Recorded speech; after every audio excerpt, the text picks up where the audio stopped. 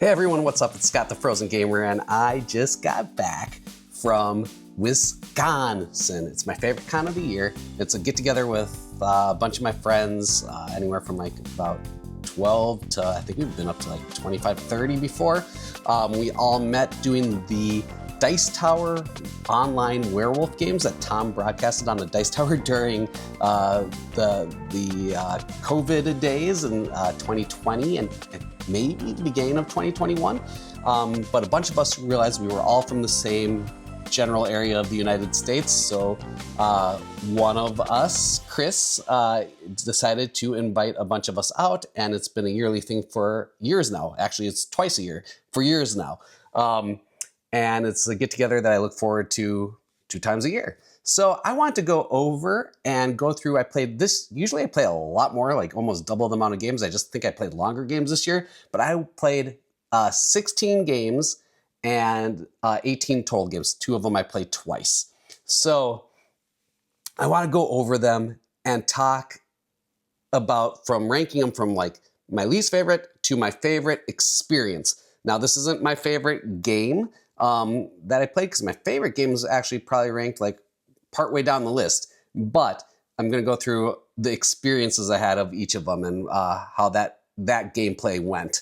And then I'm also going to throw in one, we'll call it bonus. The game actually didn't play, but it's one of the best gaming moments I've had in my entire life. It was so funny. My stomach hurt so bad because I was laughing so hard I could barely breathe, it felt like. So anyways, I'll throw that in towards the end, and let's get started. So this was my least favorite experience of a game I played, and that was Dwarf Romantic, the board game. Not the new Sakura version, but the original, the OG Dwarf Romantic.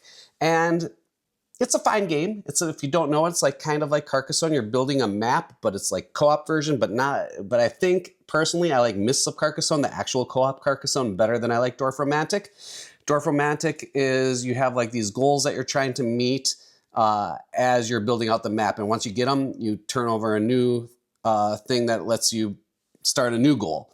And you're just trying to complete as many goals as you can whilst having like longest paths and stuff of water and so forth.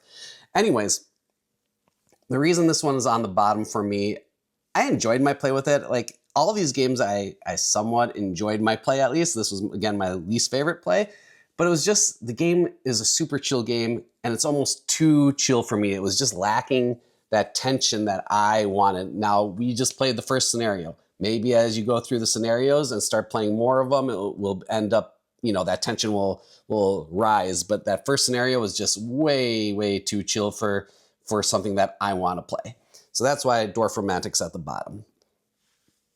Next top is surprising, since we all met playing Werewolf, but we decided to play Ultimate Werewolf Extreme, the Super Collector's Edition.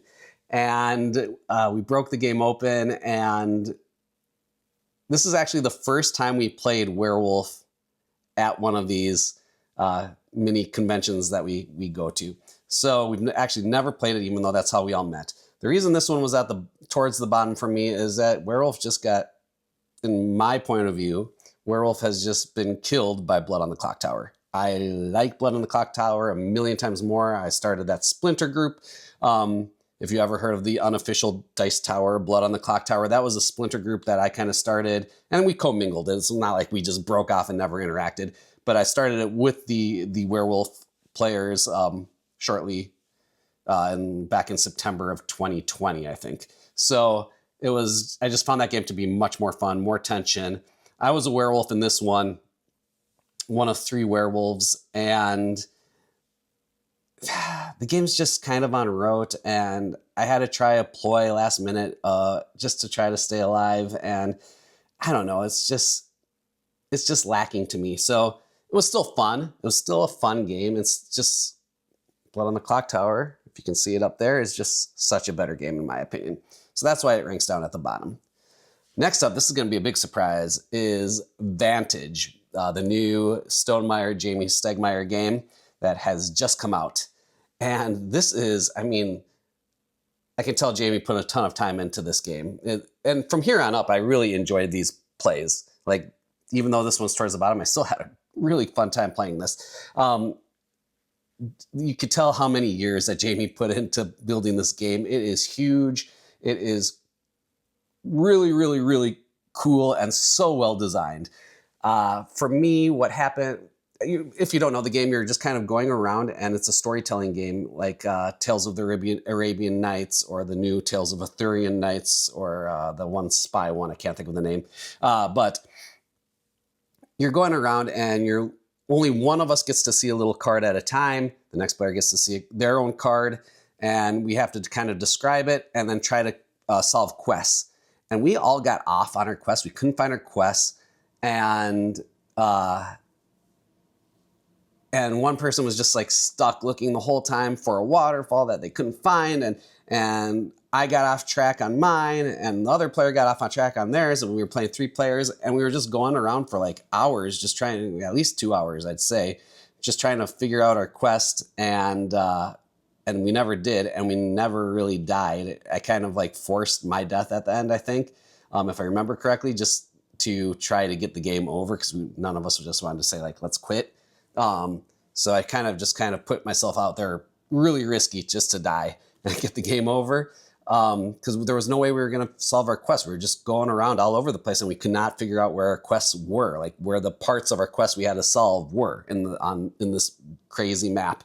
So I knew where other players were. I actually found where our other players were partway through the game via maps, but I couldn't figure out where my quests were, or any of our quests were. So that was kind of it. We just kind of wandered around for a really long time. Now that was fun. It was fun, but then it started to drag on after too much time. So that's why it was at the bottom.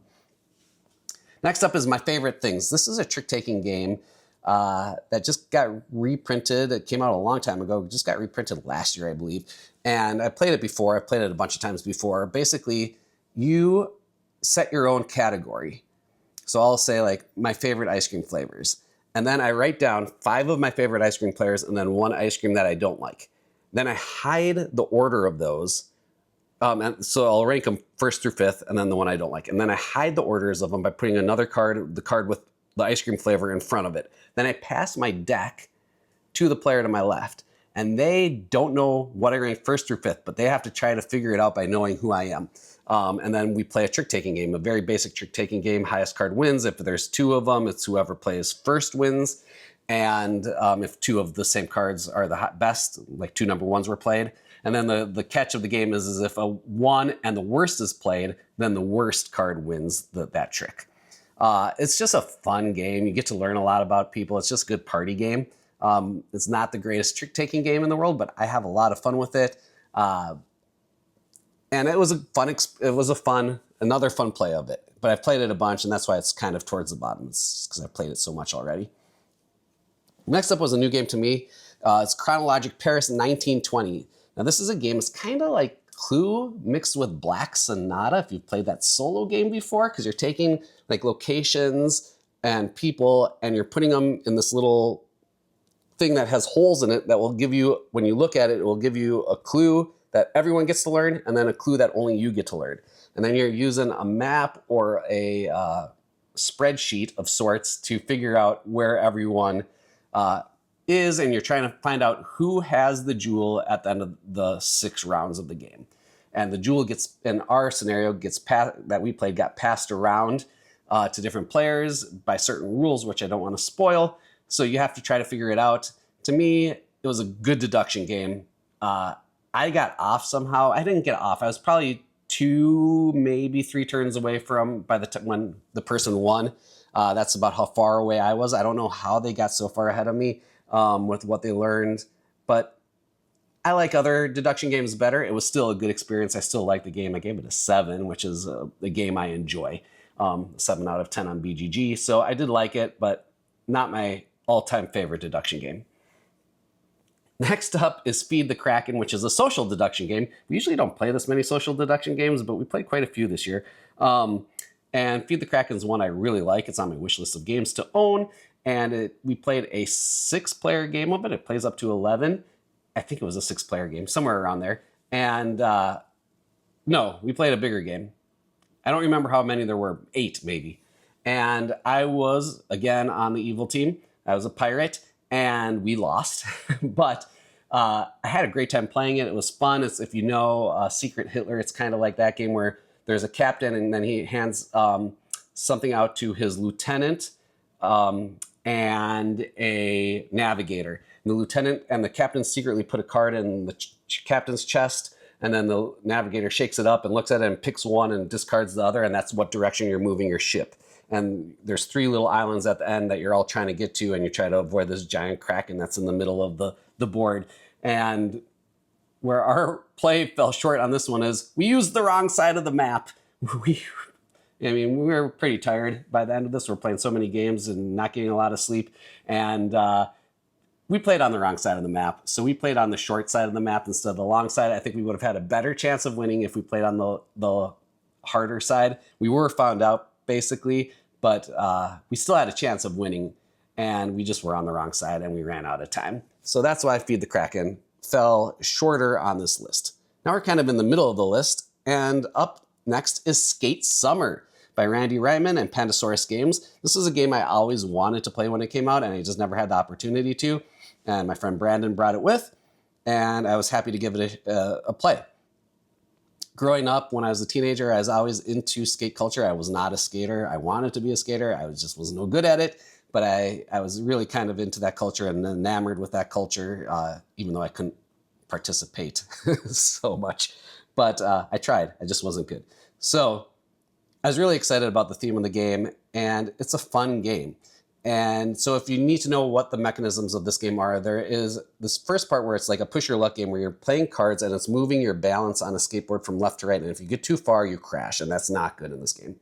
And then after that, you take the cards you played and you move around this city with like a skate park in the center, and you're trying to get to different locations to get bonuses that help you with your skateboard balancing part of the game, and then and trying to collect points.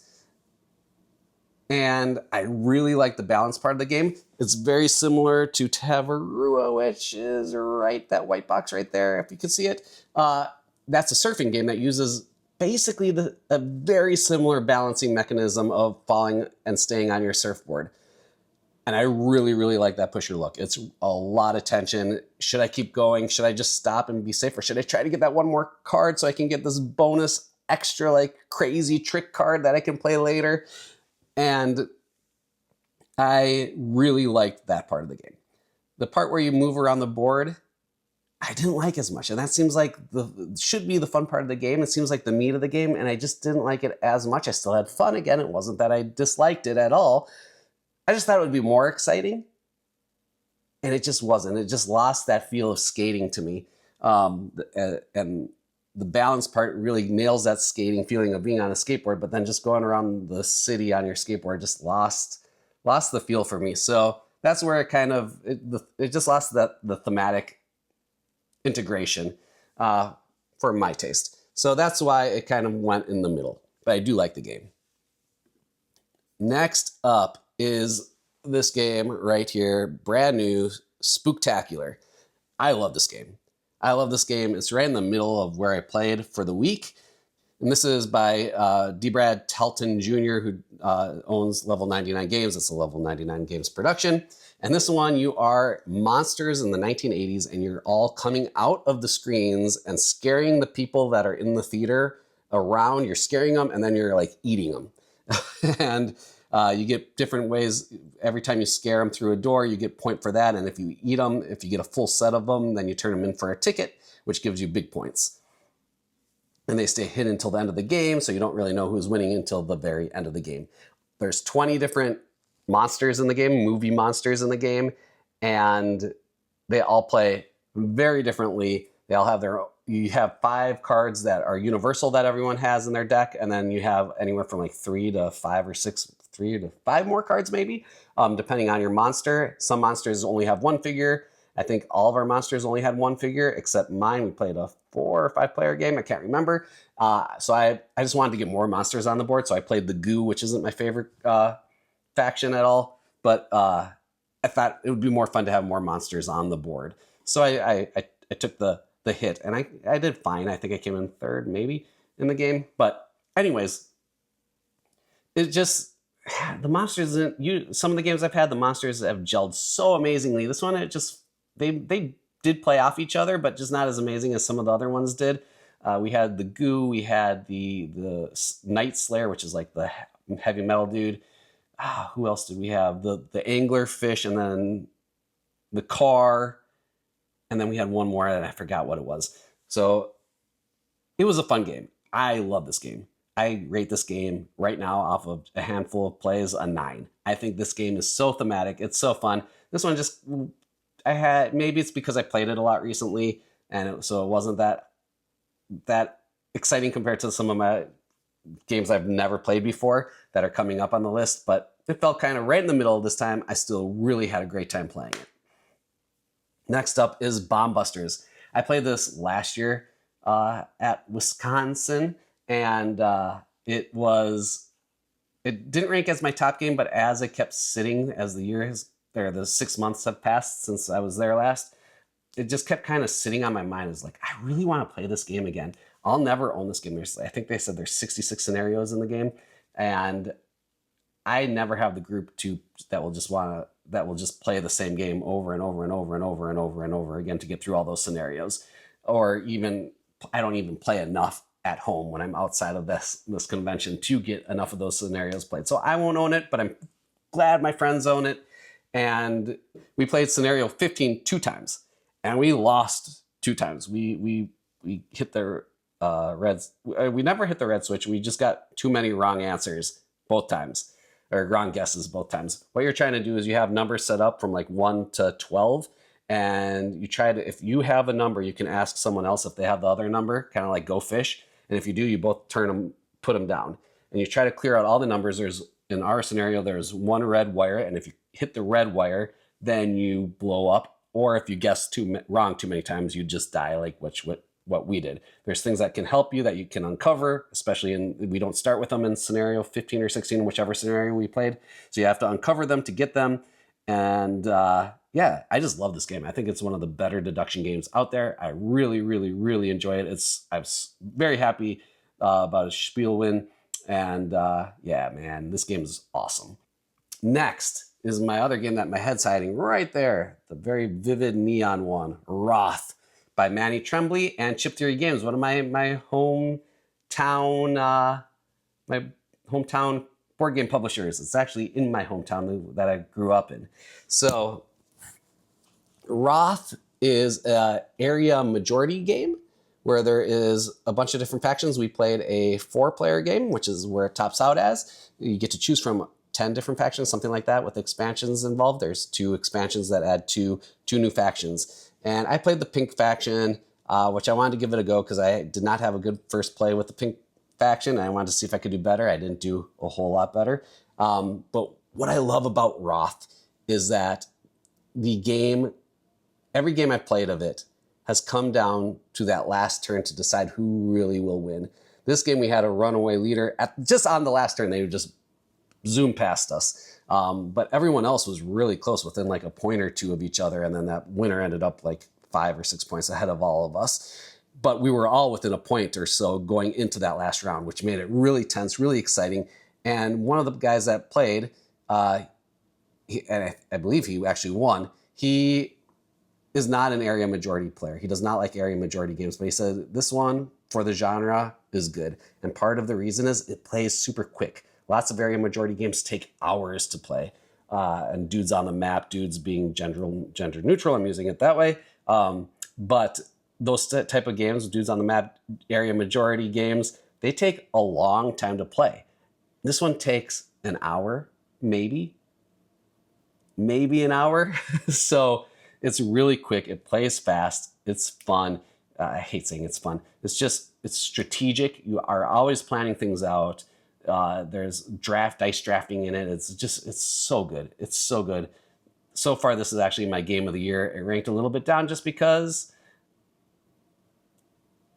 I think the last turn we kind of knew even though it was within 1, we kind of knew who was going to win. He was just set up better than the rest of us. And there was no real way of stopping him. What happened was it was just me and him on one side of the map, and then all 3 of us on the other side of the map. I spread myself too thin, and so he just kind of trounced me by the end of the game, and the other factions just couldn't get themselves over enough to that other side of the map to catch up with them. So it's kind of a mistake on our part. I mean, definitely was a mistake on our part, but because of that, it lost some of that tension going right into that last round when everything was so close. But the game is outstanding. I adore it. I adore this game. I highly recommend it to anyone to at least give it a try, even if you don't like area majority games, because it is so quick and tense that it can just kind of get you moving really fast. It just moves and moves and moves. So I love it. Next up was the last game I played before I had to leave and take my 5-hour drive home back to Minneapolis, and that is Las Vegas Royale. So Las Vegas Royale is Las Vegas. Again, a game, you can see that little black square box. That's my version of Vegas that I got at the Target black box version. And Las Vegas Royale has where it's a game where you roll dice, and then if you have like, you can either, depending on what you roll, there's like, if you roll 2 1s, you can put them on the one, both of those on the 1 casino. If you roll 1 2, you can put the 1 2 on the 2 casino. If you rolled 4 6s, you can put all 4 6s on the 6 casino. And then it's area majority again. Whoever has the most gets the most money at that casino when the round ends, when everyone runs out of dice. If there's ties, you knock each other out, and then the next person down gets the money if there is a next person down. It's just kind of a fun, light game. And what Las Vegas Royale does, the numbers 1, 2, and 3 get the least amount of money, but they have these little mini games, these little mini gambling games in there. And those, you play those if you put your dice down in those casinos. So even though they pay out less, you can make money while placing your dice there. And it's just it's a lovely, lovely, lovely mechanism that improves the Vegas game, or regular Las Vegas. This is by Rudiger Dorn, published by Ravensburger and Alea. And yeah, if this wasn't so dang hard to find, I would definitely own this game because it's so good. And it was just a perfect game to end with. It was light. I didn't have to think so much right before I had to take this long drive late at night home. So it's just perfect situation. It was funny. There's laughable moments in the game. For such a light game, there's quite a bit of tension too as you're fighting over these little casinos, trying to get the money. And yeah, it's just the mix of tension and laughter in the game. Just really, I've never had a bad experience. I've never had a bad experience with Las Vegas either, but this one just bumps it up even more, and I love it. So next up is number 5 of the weekend. That is Battlestar Galactica, the board game. I play this game once every few years. I do love it. I think it's one of the best social deduction games on a board, if not the best in that genre. And it's just long. It's really long. I mean, the game is going to be 4 hours, 5 hours. We played a 5-player game, which is the only player count I will play at. And what was I? I was good in this game. I was good. And we did win, which is rare. The good guys don't often win in Battlestar Galactica. So that was exciting in itself. But it was a really weird play. So we're playing through the first half, and I can't really tell if anyone is evil. I thought maybe one person was, and then he proved, because he was just playing really chaotic. He was Baltar. So, of course, he was playing chaotic. So I thought he was the evil person, the Cylon, in this game. And the first half, but then in the second half, he really started to show kind of his true colors that he wasn't. And I could kind of tell that he most likely wasn't evil. And by just one of the players decided not to look at to see if they were good or evil, or so they told us in the first half. And that came back to backfire on him because everyone in the second half was playing really good. So the only one that it could be that was lying was the guy that didn't look at the card. And he wasn't lying, he just didn't know. He did look at it, and he wasn't evil in the first half, but deduction-wise, it made sense that he was the evil person. But then I couldn't find out the second evil, and no one was coming out. You can just reveal yourself as evil in this game, reveal yourself as a Cylon, and no one was doing that. So I was like, who could the second person be? And it ended up, so the second half of the game, you get more cards that tell you if you're good or bad. And we used the wrong deck for that, but we realized it right away. So we took those cards back and then dealt out the proper cards. So the game would play just fine. But the person that got the second Cylon card picked up the wrong card, picked up her card from the first half due to the chaos of the dealing, and thought she was good.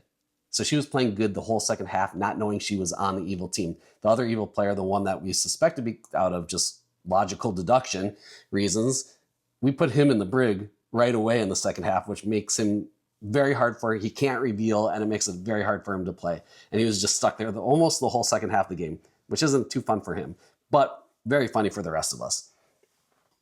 And we revealed at the end that we won, and even though they were playing with one guy in the brig and another person not even realizing they were bad, we still just squeaked out a win. We had 1 population left and like 2 food left or something like that. So we barely won. But yeah, there was a mistake by the Cylons that let us win, and it was hysterical, and we were just laughing super hard. Next up, number 4 is Hot Streak. So Hot Streak's a new game that just came out by John Perry and CMYK, where it's a racing game. It's very similar to Ready, Set, Bet, mixed with the hysterical nature of Camel Up, and you're just betting on this race. You place your bets before the race, so not like Ready, Set, Bet, where you're betting while they're racing, which makes no thematic sense. Anyways, Hot Streak is you have 4 mascots, and they're just racing to the finish, and they fall over, they turn around and run backwards, they get trampled on, they fall off the map, or off the racetrack completely, and it's just chaos, and it's super funny, yet it still is some strategy in it. And it doesn't even have a winning condition. You can assume it's whoever has the most money, but then it doesn't say whoever has the most money wins the game, which is very funny in itself. And then you read like a little story at the end, like a 1-sentence story at the end, kind of like a little subscript at the end of a movie, in like the old movies where they'd say like, yeah, this is what happened to Johnny after the events took place, and they put up like they freeze frame it and put up like a little tagline of what happened to him. That's what happens at the end of this game, and it's just hysterical. It was it might have been the first game I played at the con this year. If not, it was the second, and it is just so funny, and I just have a blast playing it every time. Number 3 for me is Crystal Palace. Now, this is a heavy Euro game. I don't play many Euro games. You won't see many on my collection here. But when a Euro game hits for me, it hits. It just hits and sings and soars to the top of my all-time list. And Crystal Palace is right up there right now.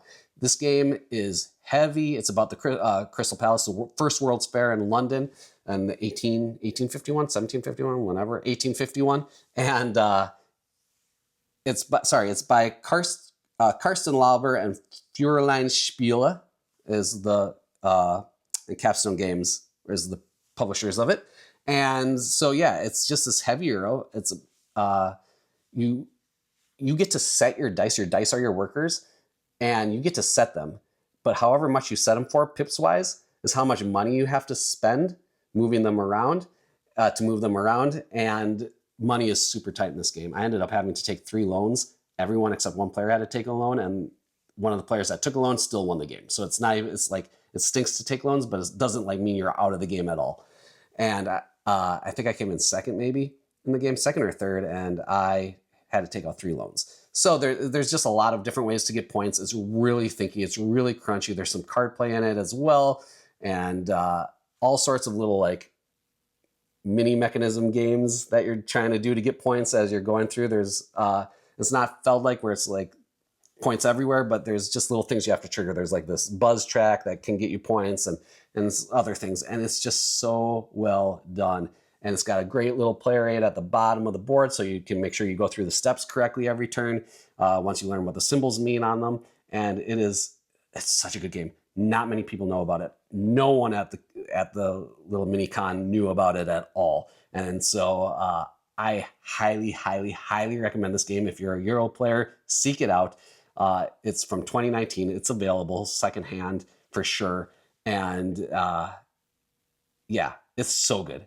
I can't recommend it enough. It's just one of those games that sing for me. It's smooth. It's just crunchy and makes you think. If you're AP prone, it can kind of stop you up a bit, but overall, it's just such a good game. Number 2 for me is Among Cultists. It's another social deduction game.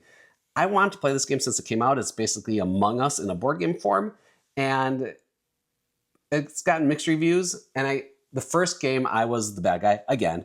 I don't know why I'm always the bad guy, but I'm a bad guy a ton, and I was the bad guy. And the only bad guy in our game. We played a 6-player game. I was the only bad guy.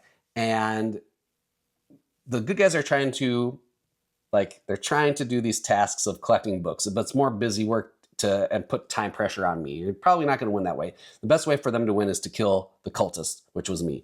And I have to get in the same room as the other players to kill them. And they don't even know they're dead if they get killed right away. Someone has to check them and find out they're dead. Well, I'm the only one that knows who's dead and who isn't. So I got 2 people killed right away, and then I just couldn't get to the room of the last 2 people without being super, super obvious. So I was just kind of biding my time, and eventually, somehow, my name would get brought up every once in a while that I was suspicious, but then it would always go back to these 2 other people that were kind of going at each other the whole time, and they were going back and forth, and the suspicion just kept bouncing between them, and then I would be like, oh yeah, maybe Scott's bad, but then it would go back to the other 2 guys, and they voted, they checked one of them who was dead, who I did kill, the only person I killed in the whole game, and I killed him very early on, and then so after you do a search and find that someone's dead, you have to do another vote, and they killed off the other guy, which gave me enough to win the game. And yeah, and I won. And then I just had such a good time. I was so tense the whole time. It was just for me, it was a really good social deduction game on a board like Battlestar Galactica. But then we played it a second time, and I cooled on it a bit because I find it almost, the cultist won again, and I find it like, I don't know how the good guys can win in this game. But anyways, I still had a great time even in the second play, even though we lost and the cultist won again. And then do I think this game is really good, or do I think it's just fine? And then I ended up, like, as I got home, I got offered a trade for Last Light, which is a game that just didn't hit me. It just didn't hit right for me. So I got offered all Among Cultists and all of its expansions for my Last Light copy, Kickstarter copy, and I made the trade because I didn't like that game a whole lot anyways, and Among Cultists I did like, even though it might be somewhat broken with the bad guys winning a lot. Anyways, I'm going to own the game now, and I'm happy to own it, and I'm happy to play it more, especially with different masks and maps and a couple other things thrown in, mechanisms thrown into those maps as well. So before I go to my number 1 game, I am going to talk about the funniest experience I've probably ever had in board games. We were playing Flip 7. And if you know Flip 7, it's just like a blackjack game where blackjack push your luck game. You're not trying to hit a number like 21 like a blackjack. You're just flipping cards over, and you can say hit or stay.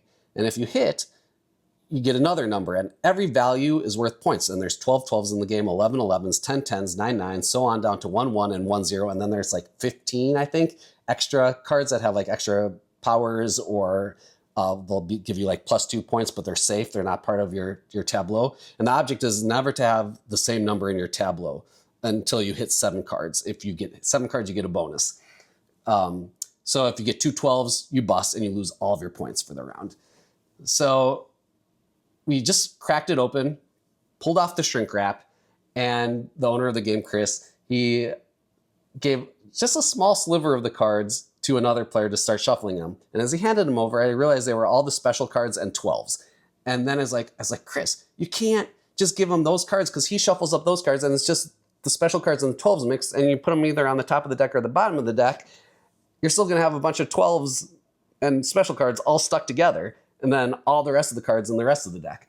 And I was like, you can't do that. You got to shuffle better than that. And I was like, can I please just do a riffle shuffle with the bridge so your cards don't get ruined? And he's like, no, I don't want that. I don't want that. So me and his wife just start making fun of him. We're like razzing him. Like, you are the worst shuffler ever. This is so bad. Like, we can't play this game.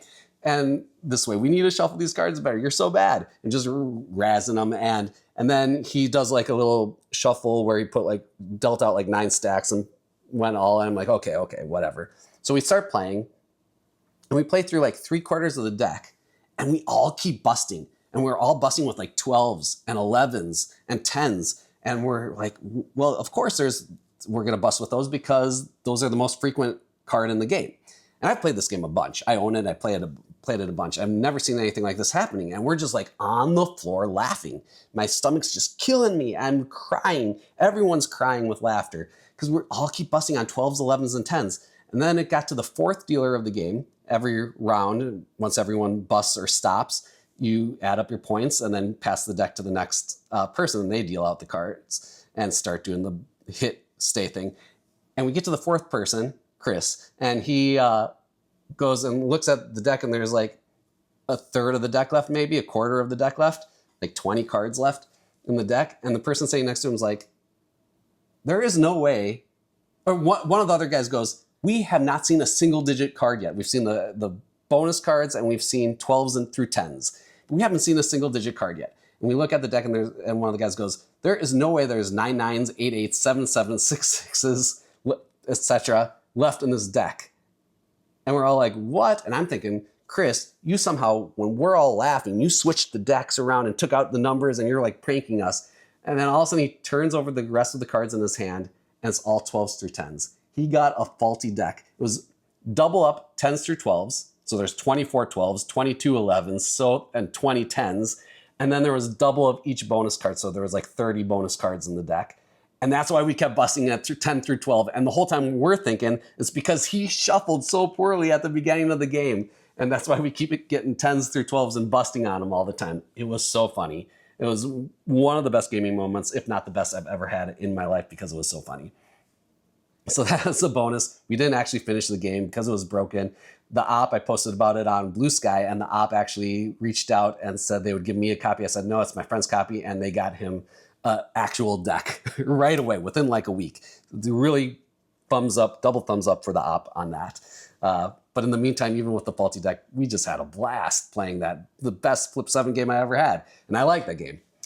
So now we're down to my number one game, and this is Alibi by All Play. It's designed by Yusuke Sato.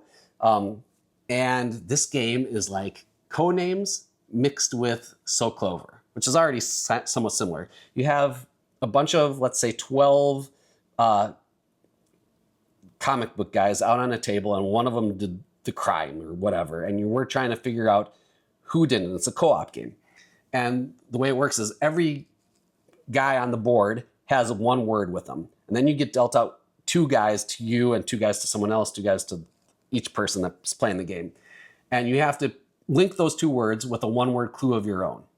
And so you give out your clue, and then you have a map, or you have like a little player board, and you write down like, these are my 2 guys. I think these 2 guys are player A's guys. I think these 2 guys are player B's guys. And then there should be 1 guy left. And that's the guy that is the supervillain of the game, of that round. And you have to get it perfectly, though, or just swap 1 or 2 to get that supervillain right. And getting the supervillain right gets your team the most points. And this game is such a good deduction game in such a small little box. All Play kind of nails that type of thing with their small game. Their big thinky games in small little boxes, or big games that just give you a good experience in a small box. And this is really, really good. The first round, like, I had 2 clues that I can't remember what they were, but my 2 clues that I had were really easy, and I gave a clue in everyone. I think everyone got it right. Maybe 1 person got it wrong, but 3 out of the 4 players got it right and just knew exactly what mine was. The last round, I got crane and towel for my words, and I didn't know how to put the word crane and towel together. So I was thinking, first, I'm thinking the crane, like the machine, construction crane type of thing, and towel. Then I was like, oh, maybe I can do the bird and the towel, the crane bird and towel, and link it together. So I was like, oh yeah, water or beach. But then I looked at the rest of the board, and we had boat out on the board, and we had desert on the board, and sand, I think, on the board. So I couldn't use water or beach because those fit more likely to those words than to my words of crane and towel. So I was just sat there, I'm like just racking my brain. How am I going to think of a word that puts crane and towel together? And I just couldn't think of anything. So eventually I just wrote down tall, like because you can put the towel the wide way, and you can put a towel the tall way. Crane was more obvious because it's either the big crane, construction crane, which is super tall, or the bird, which is a tall bird. And everyone got tall right, but no one got towel right. It was just horrible. It was a horrible clue, but it just puts you in that situation of like, sometimes, yeah, you can think of that great word and it just makes you feel great. And sometimes it's just like impossible, or it feels impossible. I'm sure there's a better word out there that's one of you could give me that wouldn't have interfered with other words on the board. But Such a good game. I like it. I already sold Codenames a while ago, where it's the same type of thing. You're given a clue and trying to match words on the board. But that one, there's a lot of sitting and waiting while one team goes and the other team doesn't. And Soul Clover I love, but this game I just like better than Soul Clover because there's more of a game to it. It feels like the co-op, they're both co-op games, but Alibis just feels more of like a game to me than Soul Clover does. And so Alibis just kind of killed Soul Clover for me as of now. This game, I just can't stop thinking about it. It's so good. Everyone should play Alibis if you like deduction games. And kind of, yeah, I guess it's kind of like a party deduction game. So if you like those style games, if you like Soul Clover, if you like just one, if you like Codenames, get Alibis. It beats all of them to me. It's the best. It's the best. So that's my #1 game of my Wisconsin. This is a long video. Thanks for watching, and peace. Stay cool. See you next time.